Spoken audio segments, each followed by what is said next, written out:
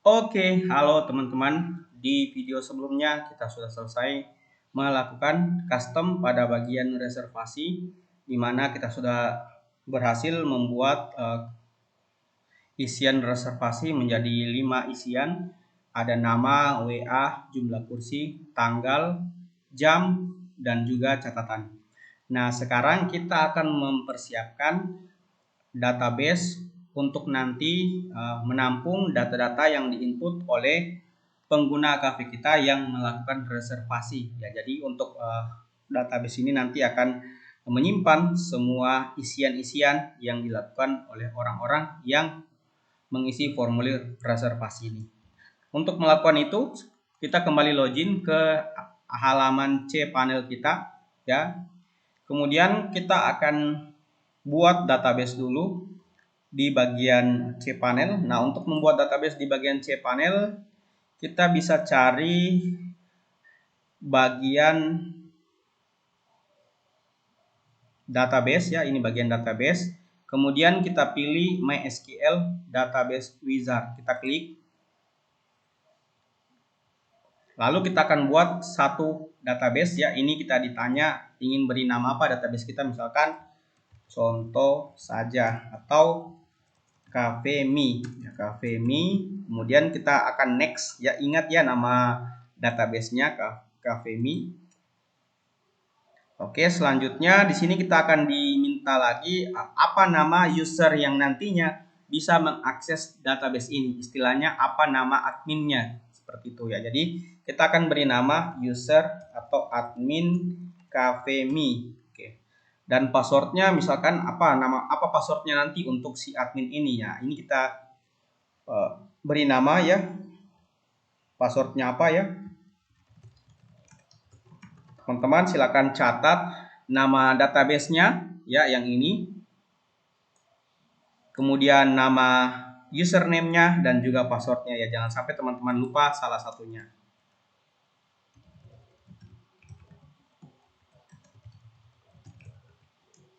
Oke, sudah. Selanjutnya biar teman-teman boleh catat ya. Gunakan notepad. Catat 3 hal tadi ya. Pertama username, kemudian password, dan nama database-nya. Ya, nama database-nya yang ini ya. Contoh aj_cafe.me. Kemudian passwordnya, lalu misalkan username-nya. Oke, seperti itu ya. Lalu teman-teman, ini teman-teman amankan ya, nanti akan teman-teman perlukan. Lalu tinggal klik create user. Nah, di bagian ini teman-teman centang di bagian all privilege. Ya, jadi ini teman-teman seolah-olah memberikan izin si user ini untuk mengakses semua fasilitas yang ada di database. Apakah itu menghapus, melakukan edit, atau mungkin melakukan penambahan data. Seperti itu. Kemudian klik tombol make change.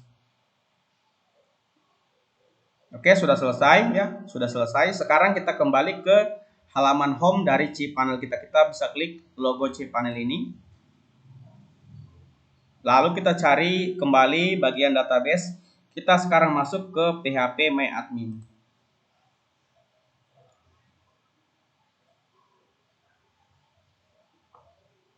Kita tunggu beberapa saat sampai halaman home atau halaman utama dari PHP My Admin ditampilkan. Oke, ini sudah. Nah, ini adalah database yang sudah berhasil kita buat. Oke, di dalam database ini kita buka, kita klik nama database-nya.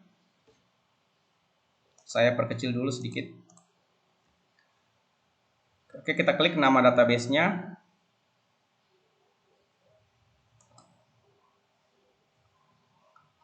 Nah, di sini ditampilkan bahwa kita sama sekali belum membuat satu tabel pun ya. Jadi tabel inilah nanti yang akan menampung semua isian-isian yang masuk dari formulir reservasi ini. Nah, di sini kita akan buat tabel yang isinya 1, 2, 3, 4, 5, 6. 6 kolom ya. Kita kasih nama reservasi. Kemudian jumlah kolomnya adalah 6. atau kita lebihkan sedikit 8, kemudian go. Ya, oke. Kemudian ini ya, sekarang kita diminta untuk menentukan nama-nama kolom tadi. Ya. Yang pertama biasanya ya, kalau teman-teman belajar MySQL, ya itu yang pertama biasanya ada ID, kemudian ini semua ya, ini semua, kemudian nama, WA, kemudian kursi,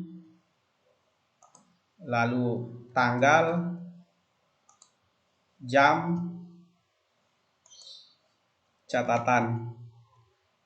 Kemudian nanti di sini ada status. Nah, status ini nanti keterangannya sudah selesai kah atau dibatalkan ya, kita nanti akan atur seperti itu. Status kita beri nilai awal ya, kita pilih as defined, pending atau proses. Oke, jadi proses ini artinya sedang dalam proses, nanti entah ada dua nanti setelah proses apakah dibatalkan atau dibookingkan untuk si user yang menginput ya, seperti itu. Jadi awalnya nanti proses. Kalau teman-teman udah paham, ikutin saja dulu videonya. Nanti di video selanjutnya teman-teman akan paham, oh ini gunanya nanti status. Oke. Catatan nanti nilainya, ini kita status nilainya atau jenis datanya adalah varchar. Kita beri maksimal 10. Kemudian catatan jenis datanya varchar juga. Varchar kita beri nilai misalkan 100 ya, jadi minimal 100 karakter orang bisa menulis di kolom atau di isian catatan. Jam kita pilih time, kemudian tanggal kita pilih date, lalu kursi integer berarti angka ya, oke sudah benar. WA integer angka sudah benar juga. Nama ini kita pilih varchar, kita batasi misalkan minimal panjang namanya adalah 50 karakter. Kemudian untuk ID-nya kita centang di bagian auto increment, ini untuk memberikan nomor otomatis untuk data-data kita. Ya, jadi ID inilah pengenal atau penanda bahwa data kita itu unik. Ya, jadi saat kita melakukan penghapusan data atau mengedit data itu yang dicek adalah ID-nya. Kemudian kita go. Oke, sudah, sekarang kita coba save. Kita periksa kembali dulu. Oke, sudah benar semua, kita klik save. Semoga saja tidak ada error. Oke, sudah selesai ya. Jadi kita telah membuat satu tabel ya, reservasi. Tabel ini nanti akan menampung data-data yang diinput oleh user. Antara lain adalah nama, WA, jumlah kursi, tanggal, jam, dan catatan. Untuk nama nanti akan disimpan di tabel reservasi kolom nama. Untuk WA nanti akan disimpan di tabel reservasi kolom WA. Begitu pula untuk kursi, tanggal, jam, catatan. Masing-masing akan disimpan di kolom kursi, tanggal, jam, dan catatan. Seperti itu. Oke, saya rasa untuk membuat database cukup sampai di sini.